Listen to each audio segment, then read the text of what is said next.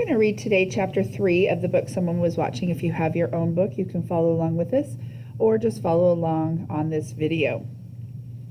Here we go. They arrived at the park an hour and a half later.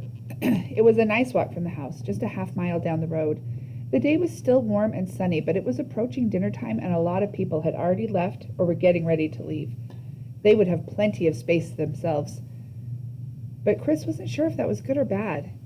They walked past their usual spot, the place where they'd been on the day of the drowning, and found a secluded grassy area half circled by leafy trees.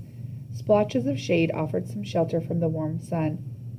"This is a nice little location," his dad said, shaking out the big plaid blanket and smoothing it out on the ground. Always the salesman, Chris thought.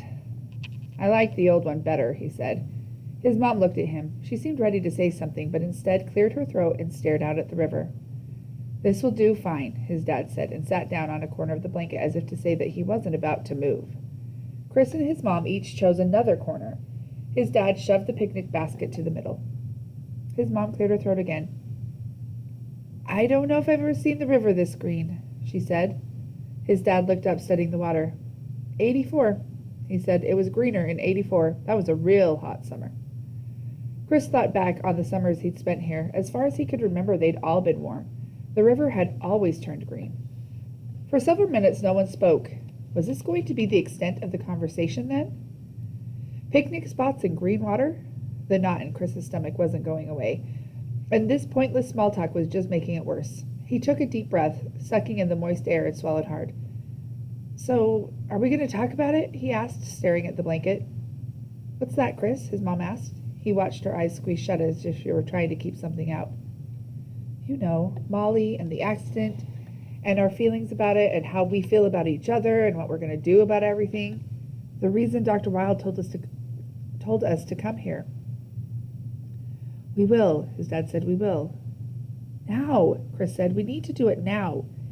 He watched his mom's shoulders sag. "We didn't come here to put stupid for sale signs on our house or talk about how green the stupid river was in 1984. His dad looked over at his mom and then at Chris. "You start, Chris," he said finally. "Tell us what's on your mind. Everything you can think of. By then, your mom and I will be ready to talk, okay?" Chris nodded. He hadn't planned on going first, and he didn't want to make a speech, but he wanted badly to have their lives back to normal, or at least better than they were now, and he was willing to try anything. He wasn't sure how to express himself or how his parents would react. Then he found some words. "I told everybody this when we were at Dr. Wilde's," he said, just above a whisper, "but it keeps going around in my head. I don't understand why it happened. That's still the hardest thing, and not being able to do anything about it. Why did it have to be Molly? Why our family? It doesn't make sense. We're good people. Why didn't it happen to some bad people? I can't stand thinking about her at the bottom of the river, what she must have felt when she fell in. Can you imagine it?" The expressions on his parents' faces told him that they could, that they had. "Trying to breathe and not being able to," he continued. "How scared she must have been. The pain, the cold, the darkness." "I know your feelings, Chris," his mom said. Her voice cracked and tore at him. He looked at her tear-filled eyes. He could feel his dad's gaze. "Every day," his dad said, "every hour, every minute I'm awake, I see her face and wonder what might have been."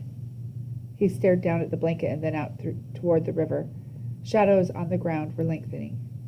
Chris held his breath. He didn't want the smell of the river, the smell of decay in his nose. Not right now. He swallowed again.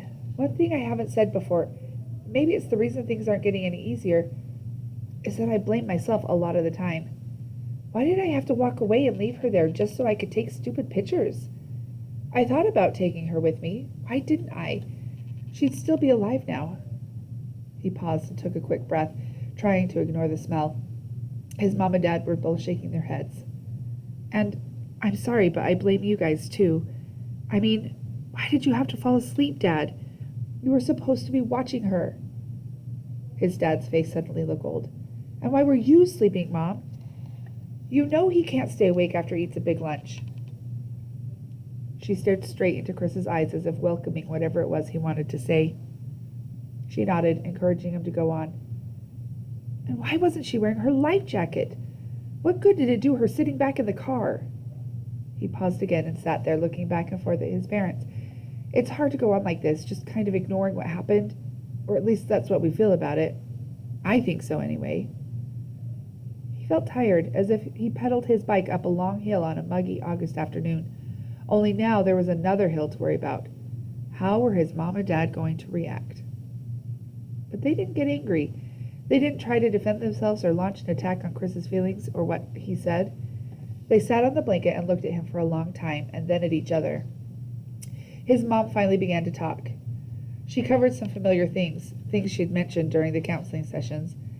But then she talked about the day of the accident, how she had blamed Chris's dad for what had happened, but knew all along that it wasn't his fault. She talked about her own feelings of guilt, how she wished she could go back and do things differently, how much she loved Molly, and how she longed for their lives to get back to normal. She took Chris's hand and told him never to blame himself and thanked him for talking to them about his feelings. Her face was damp with tears when she stopped and looked over at Chris's dad. His dad stared out at the river. He didn't say anything. Chris watched him swallow hard and run his hand nervously through his dark hair. For a long moment, Chris thought that maybe he wouldn't talk. Maybe he'd just sit there and wait for someone else to start talking again. Maybe he was just waiting for it to get dark so they could go home and forget this discussion ever happened. But then he began. His voice was soft and shaky at first, like Chris's used to be when he had to talk in front of the class. But then it smoothed out, got stronger. Maybe he sensed that Chris and his mom were really listening, that all the anger wasn't directed at him. He said something he'd never admitted before, that he blamed himself for the whole thing. All he had had to do was stay awake, he said, just stand up when he started feeling tired. It never would have happened. And that he was pretty much in charge of Molly's life jacket. He'd left it in the car.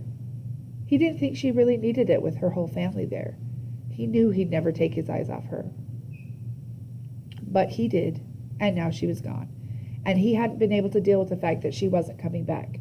And that was his fault, and that he'd wrecked their lives and their family relationships, and he didn't know what to do about it, but he wanted to do something to make things better again. He held out his hands to Chris and Chris's mom. They took them and slid from their corners of the blanket to his, and they hugged and breathed words of comfort, their voices mixing together and floating away on an early evening breeze. Tears ran freely down their cheeks and onto each other's cheeks and shoulders.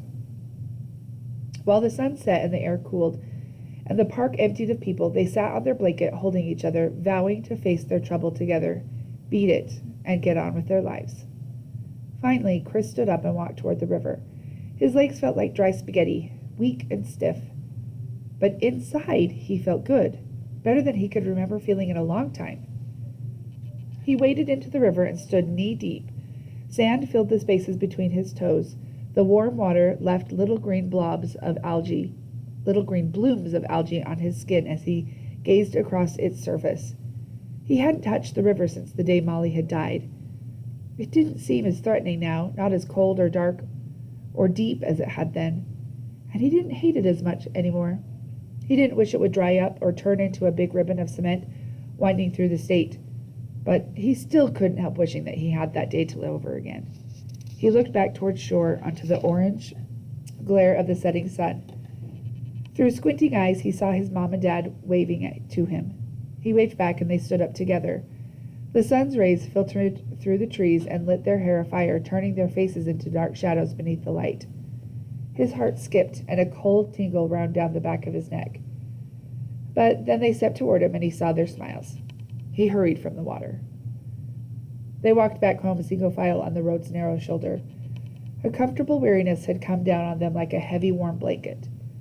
They didn't say much, but Chris felt that they were together again. "I've got something I need to do," his dad said when they reached their driveway.